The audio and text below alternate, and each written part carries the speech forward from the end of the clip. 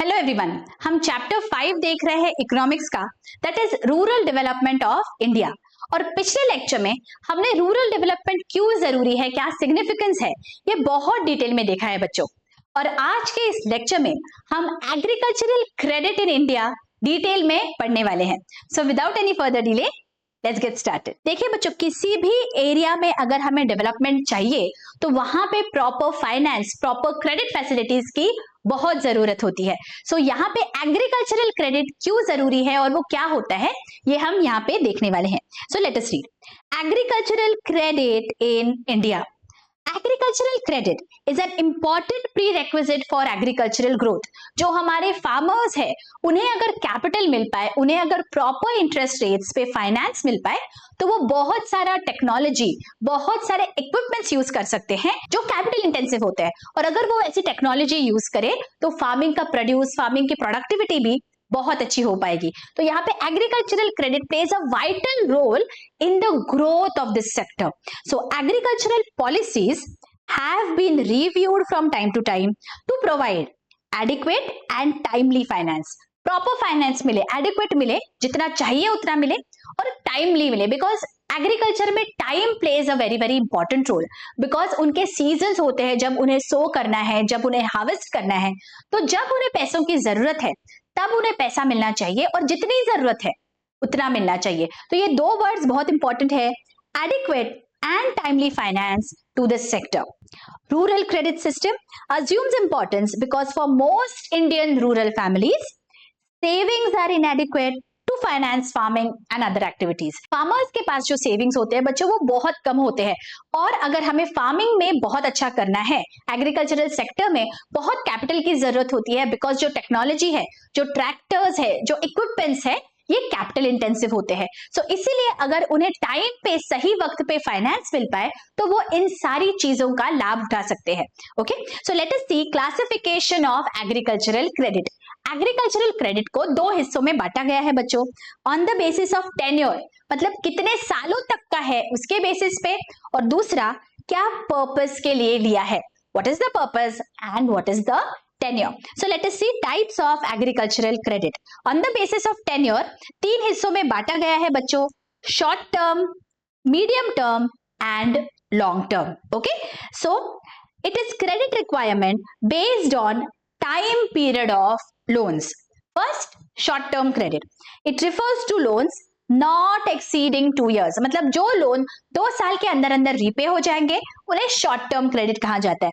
It is required for meeting short term requirements for the cultivators, such as loans required for purchase of fertilizers, seeds etcetera. मतलब 2 साल के अंदर अंदर वो चुकता कर देंगे तो हम उसे बोलेंगे शॉर्ट टर्म लोन्स। अब मीडियम टर्म लोन क्या होता है? Medium term loans are for a period up to 5 years, मतलब 5 साल तक का जो रीपेमेंट पीरियड होगा तो हम बोलेंगे this is a medium term loan. अब मीडियम टर्म लोन क्यों लेगा कोई भी किसान? These are the financial requirements to make improvements in land, buying cattle और agricultural equipment, digging up canals etcetera. मतलब 5 साल तक अगर रीपेमेंट पीरियड है तो हम उसे मीडियम टर्म लोन बोलेंगे, और अगर repayment period more than 5 years है तो हम बोलेंगे this is a long term credit. और मोर देन 5 years कब लगेगा? जब कोई बड़ा एसेट परचेज हो रहा है, right? So these are generally required to buy a tractor for making improvements in land etcetera. So on the basis of tenure हमने एग्रीकल्चरल क्रेडिट को 3 हिस्सों में बांटा है बच्चों, short term, medium term and long term. Short term मतलब less than 2 years का repayment, medium term मतलब up to 5 years and long term मतलब मोर देन 5 years. Okay, अब on the basis of purpose क्या है bifurcation? Let us see. On the basis of purpose, the agricultural credit is divided into productive and unproductive. Productive मतलब क्या होता है? देखो, productive loans are the loans that are related to agricultural production and are economically justified. Example, purchase of tractor, land, seeds, etc. मतलब agriculture से related चीजों के लिए अगर वो लोन ले रहे हैं तो हम बोलेंगे प्रोडक्टिव पर्पस के लिए ले रहे हैं। तो अनप्रोडक्टिव मतलब क्या? Unproductive credit is used for personal consumption and unrelated to productive activity. Example, loan for expenditure on marriages, religious ceremonies etcetera. मतलब उनके पर्सनल चीजों के लिए अगर वो लोन ले रहे हैं, कोई सेरेमनी है, कोई शादी है, उसके लिए अगर लोन ले रहा है फार्मर, तो that is an unproductive loan. और प्रोडक्टिव लोन मतलब उसके फार्मिंग एक्टिविटीज से रिलेटेड कोई भी चीज के लिए अगर वो लोन ले रहा है तो हम बोलेंगे that is a productive loan. तो यहां हमने क्या देखा बच्चों, एग्रीकल्चरल क्रेडिट का बाइफर्केशन होता है टेन्योर के बेसिस पे और पर्पस के बेसिस पे, राइट। अब आगे हमें देखना है बच्चों कि ये जो एग्रीकल्चरल क्रेडिट है उसका सोर्स क्या है, मतलब कौन कौन देता है क्रेडिट टू द फार्मर्स। तो प्राइमरीली दो सोर्सेस है बच्चों, पहला है नॉन इंस्टीट्यूशनल और दूसरा है इंस्टीट्यूशनल। नॉन इंस्टीट्यूशनल मतलब जो मनी लेंडर्स होते हैं, जो प्राइवेट प्लेयर्स होते हैं, वो जब लोन देते हैं उसे हम बोलते हैं नॉन इंस्टीट्यूशनल लोन। और जब अलग अलग बैंक्स जो गवर्नमेंट ने एस्टैब्लिश किए हैं वो लोन देते हैं फार्मर्स को, तो हम उन्हें बोलते हैं इंस्टीट्यूशनल लोन। जाहिर है जो नॉन इंस्टीट्यूशनल लोन है वहां के इंटरेस्ट रेट्स बहुत हाई रहते हैं, तो वो जो है फार्मर्स का एक्सप्लॉयटेशन ज्यादा हो जाता है अगर वो नॉन इंस्टीट्यूशनल लोन लेते हैं तो। सो let us read non-institutional sources. The non-institutional finance forms an important source of rural credit in India, constituting around 40% of the total credit in India. The interest charged by non-institutional lenders is very high. The land or other assets are kept as collateral security. देखिए हमने ये पहले के जमाने की movies में भी देखा है बच्चों, ऐसे जमींदार हुआ करते थे जो फार्मर्स को एक्सप्लॉइट करते थे, उनका जो लैंड है वो गिरवी रख के उन्हें बहुत हाई रेट्स पे उन्हें लोन देते थे, राइट। तो वो फार्मर, फिर उसका बेटा, फिर उसके बेटे का बेटा, everybody is trying to repay that loan. तो इस तरह से फार्मर्स को बहुत एक्सप्लॉइट होता था because of these non institutional sources of finance. Okay, the important sources of non-institutional credit are as follows. Money lenders. Money lending has been a widely prevalent profession in the rural areas. The money lenders charge huge rate of interest and mortgage the property of cultivators. And second, private sources, traders, landlords, commission agents, relatives, friends, ये सारों से भी अगर कोई भी farmer credit लेता है, loan लेता है, तो वो कहलाएंगे नॉन इंस्टीट्यूशनल सोर्सेस। और इंस्टीट्यूशनल सोर्सेस क्या है, let us see. The general policy on agricultural credit has been one of progressive institutionalisation aimed at providing timely and adequate credit to the farmers for increasing agricultural production and productivity, providing better access to institutional credit for the small and marginal farmers and other weaker sections to enable them to adopt modern technology and improved agricultural practices has been a major part of the policy. मतलब जो हमारे छोटे farmers हैं, marginalized farmers हैं, उन्हें सही वक्त पे और जितना चाहिए उतना क्रेडिट मिल पाए, इसलिए सारे इंस्टीट्यूशंस काम करते हैं। उन्हें मॉडर्न टेक्नोलॉजी अडॉप्ट करते आनी चाहिए एंड इम्प्रूव्ड एग्रीकल्चरल प्रैक्टिसेस भी वो कर पाए, इसलिए उन्हें फाइनेंस की जरूरत है। और ये जो इंस्टीट्यूशंस है वो उनके नीड को पूरा करते हैं। तो सबसे बेसिक, सबसे primary finance institution for agricultural and rural development is the NABARD. Let us read. NABARD, national bank for agricultural and rural development, इसके नाम में ही है। ये बैंक इसीलिए बनाया गया ताकि एग्रीकल्चर और रूरल एरियाज में फाइनेंस प्रोवाइड हो सके, इसीलिए एक बहुत बड़ा बैंक यहाँ पे इंडिया में बनाया गया है बच्चों। It is the apex banking institution to provide finance for agriculture and rural development. NABARD was established on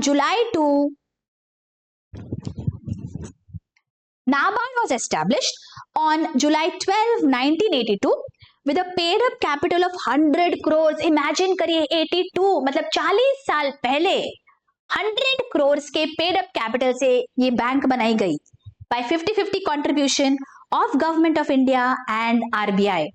NABARD is an apex institution in rural credit structure for providing credit for promotion of agriculture, small scale industries, cottage and village industries and handicrafts. मतलब rural area में जो जो industries है, जो जो businesses है, जो जो फार्मर्स है, उनका डेवलपमेंट हो पाए, इसीलिए नाबार्ड का एस्टैब्लिशमेंट हुआ है बच्चों। The paid up capital stood at 10,580 crores as on 31st March 2018. Consequent to the revision in the composition of share capital between Government of India and RBI, NABARD today is fully owned by the Government of India. पहले government और RBI का 50-50 contribution था, लेकिन अभी fully government owned है NABARD. Okay, और इसका primary reason क्या है बनने का? ताकि हमारा जो रूरल एरिया है, हमारा जो एग्रीकल्चर है, इसे प्रॉपर फाइनेंस मिल सके और वहां पे प्रॉपर डेवलपमेंट हो सके. ओके, तो सबसे पहली इंस्टीट्यूशन हमारी है नाबार्ड.